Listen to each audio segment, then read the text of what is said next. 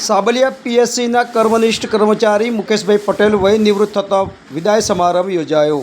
સાબલિયા પ્રાથમિક આરોગ્ય કેન્દ્ર ખાતે લાંબા સમય સુધી પોતાની ઉત્કૃષ્ટ સેવાઓ આપનાર કર્મનિષ્ઠ કર્મચારી શ્રી પટેલ મુકેશભાઈ ગંગાશંકર વય નિવૃત્ત થતાં તેમનો ભવ્ય વિદાય સમારંભ યોજાયો હતો। આ પ્રસંગે આરોગ્ય કેન્દ્રના તબીબો, નર્સિંગ સ્ટાફ અને સ્થાનિક આગેવાનો મોટી સંખ્યામાં ઉપસ્થિત રહ્યા હતા।